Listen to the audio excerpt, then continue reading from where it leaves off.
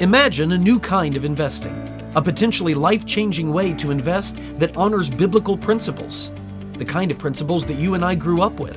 Since 1994, Timothy Plan has made biblically responsible investing possible, offering mutual funds and ETFs that are filtered for biblical principles.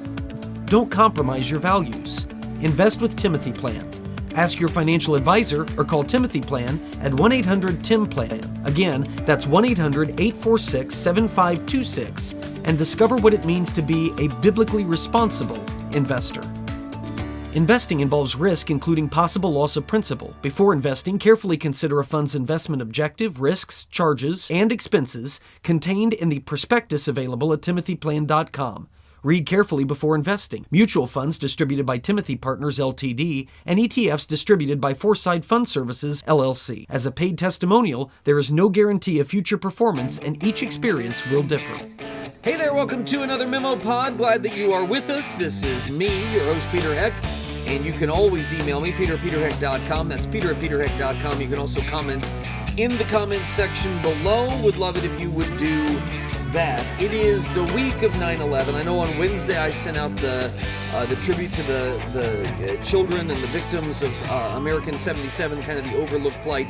I was also looking at just a lot of 9/11 stuff this week, because I always do that in my writing, but I also, because I'm a high school teacher, we spend at least 2 days on 9/11 stuff, and so I was looking through some of the stuff that I've got as I was talking to the kids and giving them some stuff about it, and this exchange will never fail to move me emotionally. Unless I let myself, I don't really cry about it anymore, but this still is just, because this guy now he's younger than what I was when all of this happened. Todd Beamer calling Lisa Jefferson. And since Lisa Jefferson is what was her role? She was a telephone supervisor for GTE, which did back in the day when they would have the phones in the back of the seats. So you could put your credit card in and then you could make that call from the plane, which a lot of the victims on 9/11 did. So there's a transcript of all of this. Since it went to the call operations center, all of that is recorded. And Todd Beamer gets Lisa Jefferson on the phone. I'm just going to read a portion of this transcript. Todd says to her, he's aboard Flight 93. It's been hijacked. And so he makes this call. He says, everyone is really scared. A few passengers with cell phones have made calls to relatives. A guy, Jeremy, which we now know, of course, was Jeremy Glick, was talking to his wife just before the hijacking started. She told him that hijackers had crashed 2 planes into the World Trade Center. Lisa, is that true? Now, I want to stop for a second. Can you imagine being Jeremy Glick? And you're on the phone, you're talking to your wife, and she's telling you that all this has just gone down. Now, that hasn't happened on your plane yet. And then when it does, when you see the guys or you hear, I don't remember if Jeremy Glick was in first class or business class, or if he was back in coach, which would have been separated from the whole thing, but he would have heard the commotion. And he's got to know immediately, our plane is now one of these. So anyway, he asks Lisa Jefferson, is that true? Did they really do that? And Lisa said, Todd, I have to tell you the truth. It's very bad. The World Trade Center is gone. Both of the towers have been destroyed. And Todd's a religious guy, so this isn't using the Lord's name in vain. He said, oh God, help us. Lisa said a third plane was taken over by terrorists. It crashed into the Pentagon in Washington, D.C. Our country is under attack, and I'm afraid that your plane may be part of their plan. And Todd said, oh, dear God, Lisa, will you do something for me? And she said, I'll try if I can, yes. Todd said, I want you to call my wife and my kids for me and tell them what's happened. Promise me you'll call. And Lisa said, I promise I'll call. And then this is the part that I've never, until this week, 23 years later, I've never heard this part of the conversation. On all of the recreations that I've seen, or the movies that have depicted it, or the documentaries, Lisa Jefferson in the documentaries has said, the rest of that I'm going to keep to myself. It was a personal conversation that we had, and I'm going to keep that part to myself, which I greatly respect. And in the movies, I remember the Flight 93 movie that was made for A&E specifically, not United 93, but Flight 93. And that's the one that I show the students every year. So I remember this. It kind of clips that part of the conversation. So I never heard this. I never knew it was public. Obviously, Todd Beamer's family has allowed that to be publicized. But Todd said, our home number is, and then he gives the number. You have the same name as my wife, Lisa. We've been married for 10 years. She's pregnant with our third child. Okay, now that's hitting me because that would have been about the same age that I would have been when Jenny was pregnant with our third child. Tell her that I love her. And he starts choking up. I'll always love her. Then he clears his throat. We have 2 boys. David, he's 3, and Andrew, he's 1. Okay, and then it hits me. Not only am I at that age, the same age as he was when he was having his third child, but my girls were 3 and 1 at that same time. Not at that time, but I'm saying at that age level for me. So this is crushing me. And he says, tell them, my boys, tell them that their daddy loves them and that he is so proud of them. And he clears his throat again. Our baby is due January 12th. I saw an ultrasound. It was great. We still don't know if it's a boy or a girl. Okay, I'm reading this and I'm thinking, this man has all of this terror going on all around him. He's now coming to grips with the fact that this is probably it for him, that he's going to die.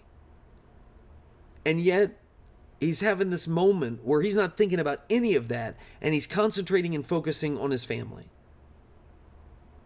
And there's this pause, and then he says, Lisa, like thinking he'd lost her. And Lisa, who's barely able to speak, says, I'll tell them. I promise, Todd. And Todd said, I'm going back to the group. If I can get back, I will. And Lisa said, Todd, leave this line open. Are you still there?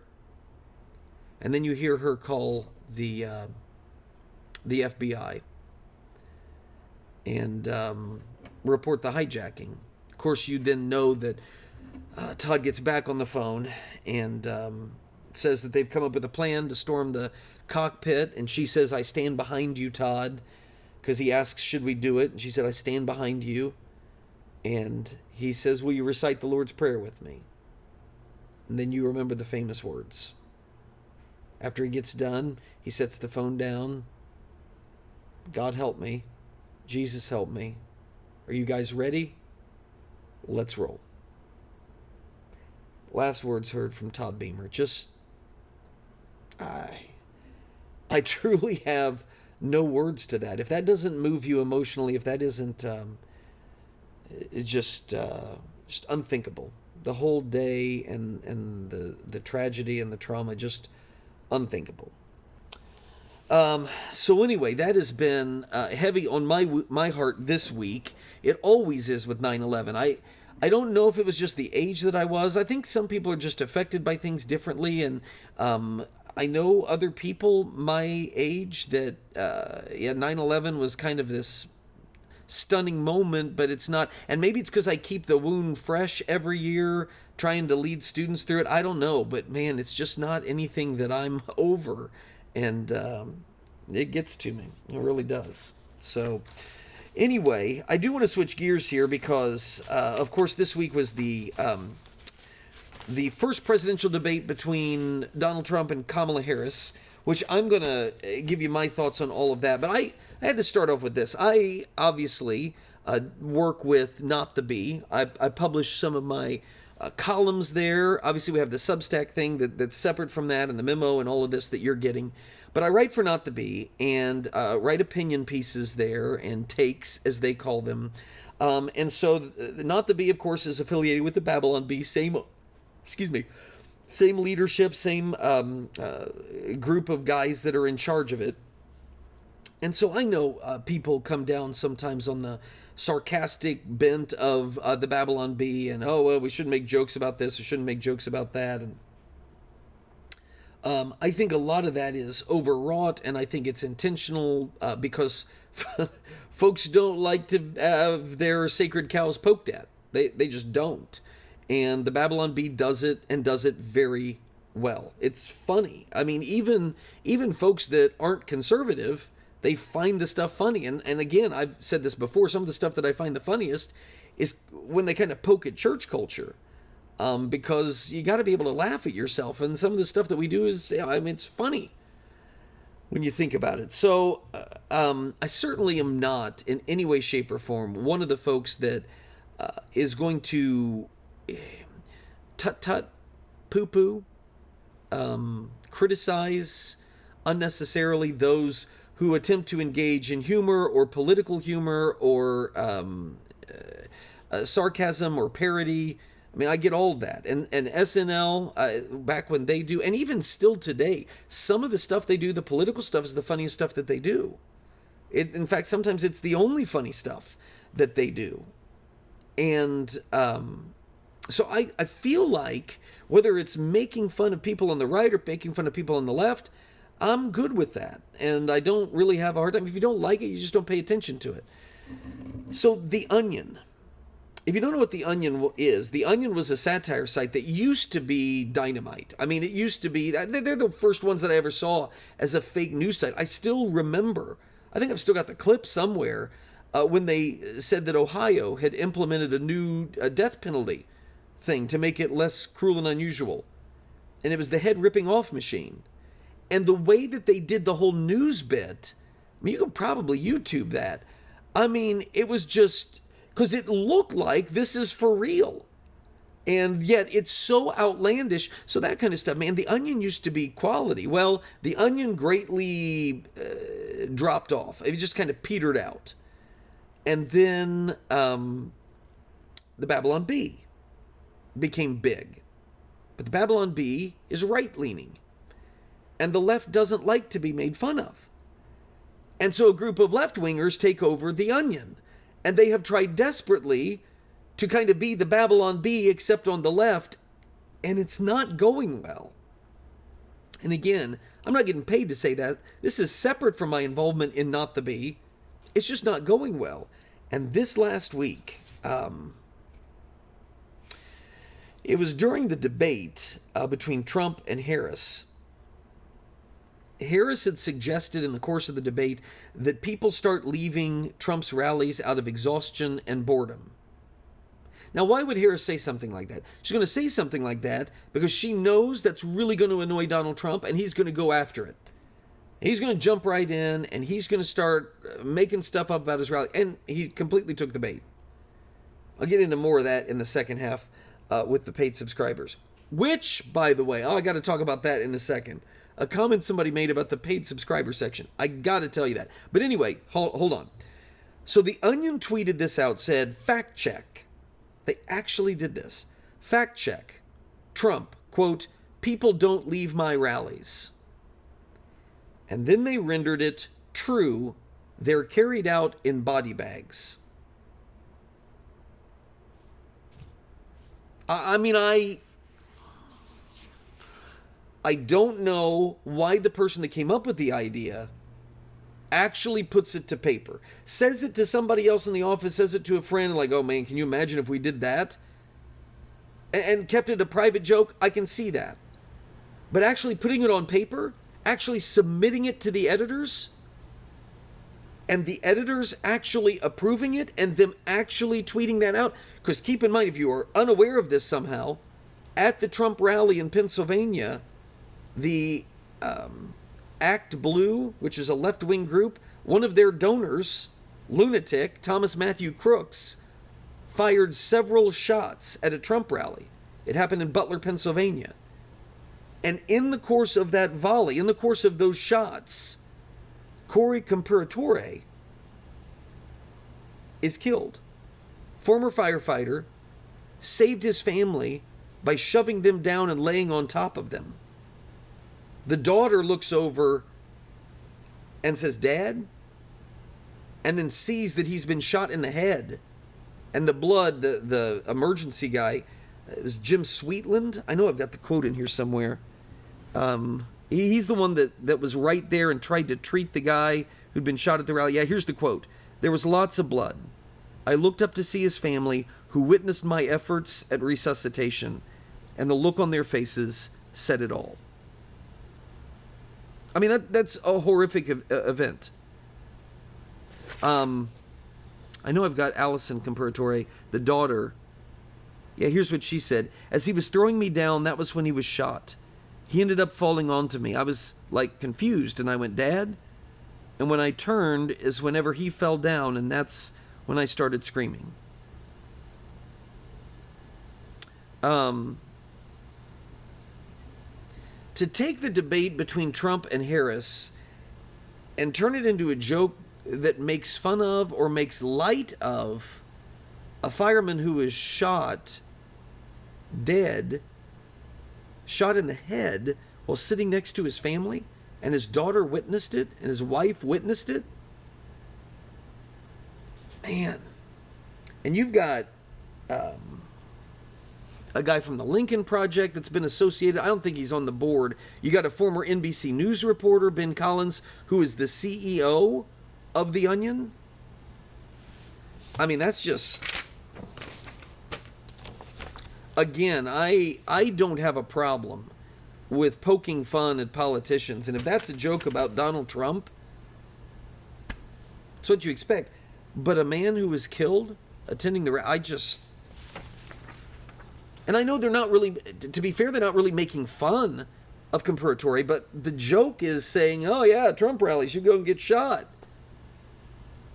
There's no humor in that because it actually happened.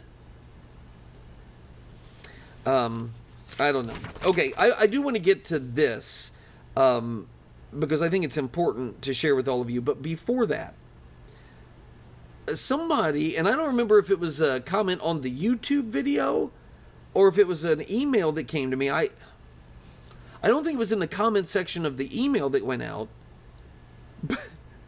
but somebody actually commented on the last MemoPOD, or emailed me after the last MemoPOD and said something about, "Oh yeah, paid subscribers, doing ministry $1 at a time," or something like that. Are you shaming me that we have paid subscribers? I mean, are you making fun of me? Are you upset that there's an option for people to pay subscription so that they can get more material? I guess my question is, what job do you have? Is it weird? Like, do you work at a restaurant and you think it's weird that people pay you to serve them? I don't know. That's just a really weird thing to say. Or is it the nature of ministry that since it's ministry, it should be free to everybody? Like, preachers should preach for free, and song leaders at church should lead songs for free, and the church secretary should work for free, missionaries should work for free, guys that write books that are religious in nature, they should do that for free. I'm not following the logic there that suggests there should not be any remuneration for someone's time, energies, and content. That's a weird thing to say. But whatever. I thought it was interesting. Thought it was an interesting take. Ministry. You're getting paid. Outrageous. Okay, speaking of ministry, I do want to say this. To say that our political environment is trash would be an insult to garbage. Things are nuts. The nation is nuts. The politicians are jockeying for power, and they're making up lies left and right. They're getting fact-checked if they're of one party. They're not getting fact-checked if they're from another party. You've got social media influencers, man. Taylor Swift's out there telling you got to register, you got to vote, man. And there is a very real sense of fear and stress and despair on the part of Americans. You may even be feeling it to a certain extent. If you are a big Trump person, you may be really concerned after the last debate. If you're a Kamala Harris person, you may be really concerned after the last debate because she didn't get the bounce that she should have gotten. I mean, we can't let Donald Trump become president again. He's going to become a dictator. Or we can't let Kamala Harris become president. She's a communist. I get that and can't do anything much to help people who don't know the Lord. I don't, because if you don't know God, then this is it. This is all you have to hope for. This is all you have to live for. And I'll put it this way. If you don't know Jesus, see if this hits home with you. If you don't know Jesus, what you're living right now, this is the only heaven you will ever know. This is as good as it gets. And so the thought of it not being optimal, the thought of somebody that you think is bad or evil, or close to it, evil adjacent, becoming the president, becoming the head of our federal government, that's a real problem for you. Because this is your heaven. You got to make the most out of it. And so you get desperate. Whereas if you are a believer and you're a Christian and you know Jesus, what you're living right now is the only hell that you will ever know. And to be honest, we can handle this. And if this is as bad as it's ever going to get, and I certainly know some people are in worse off situations than others, but if this is as bad as it's going to get, he's going to help us through this. And then we got nothing but roses on the other side, man. Streets of gold. And so if you are a believer, then I'm going to speak directly to you. If you are a non-believer, understand I get it. I understand why this is so depressing and you're in a state of despair around politics. I truly do get that. But it doesn't have to be that way for you. It doesn't need to be that way for you. I think if you're a Christian, sometimes there's a struggle to somehow align the sovereignty of God and things that are happening that don't seem to fit the will of God. How can evil seem to triumph? How is this a sign that God is judging our nation if this event occurs or if this person wins election? Is this a sign that we're under judgment? Does God not care? Is he going to allow his people to perish? Are the wicked going to win? There was a great piece written by Kevin Halloran. It's kind of inspired me, and I want to write something similar to this. But Kevin writes these words. He says, politics is important, so it's good for Christians to be active in an election season, but it's not ultimate, and so we shouldn't be anxious about it. And he recommends, and I'm recommending to you, if you feel yourself overly burdened this election season, or you know it's coming over the course of the next couple months, Psalm 2. Go to Psalm 2. You'll see nations raging in verse 1, just as they're raging today. You will see wicked leaders opposed to God and Christ then, verses 2 and 3, just like they are today. And Halloran writes it this way, Psalm 2 reminds us that our favorite candidate will not usher in utopian society, will not bring about perfection or a perfect society, nor will our least favorite candidate destroy the world as we know it. God actually laughs. He who sits in heaven, verse 4, he who sits in heaven laughs at those who are attempting to control the ways of the world, as though God's king is not sitting on his throne in his rightful place and controlling the events of mankind in a direction that will lead to the ultimate glory of him and the triumph of his church. That's where all of history is headed. And I don't know who the players are going to be, but that's where it's all headed. And I don't know what all events are going to take place, but that's where it's all headed. And I have confidence in that. I have peace in that. And if you know the Lord, you can too. Meaning, if Trump wins the election, it's going to be okay. If Kamala Harris wins the election, it's going to be okay. It really is, if you know the Lord.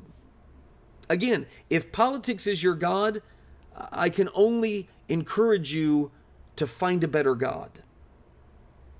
But if God is your God, Christians, be involved, but calm your political anxiety. There is no sense in it. There is peace everlasting in the King that is above every other king and kingdom. Psalm 2, check it out. All right, we got to get a break. When we come back, I do want to talk about my thoughts on the debate. And I can tell you my thoughts on the debate since I didn't watch it live. All right? I did not watch it live. I watched reactions, and I knew exactly what was happening. And in fact, if I can be honest, I predicted that this would happen. I did. Yeah, I didn't put it on tape, so you're just going to have to believe me. But I will tell you what I think about the debate. I'll give you my thoughts on all of that and who I think won the debate and what I think the outcome and consequence is going to be and so much more. I'm going to get to all of that, but that's only for paid subscribers. It's because all I care about is the moolah. No, it's because we're out of time. We're out of time for this opening session. I appreciate all you being here. Free subscribers, I'll see you next week. And then paid subscribers, just hang tight and we'll get to this debate stuff and we'll just have it out. Okay, we'll just talk about it. And is it really going to make a difference and what kind of difference? All of that comes up after the break. I'll see you then. The Memo with Peter Heck.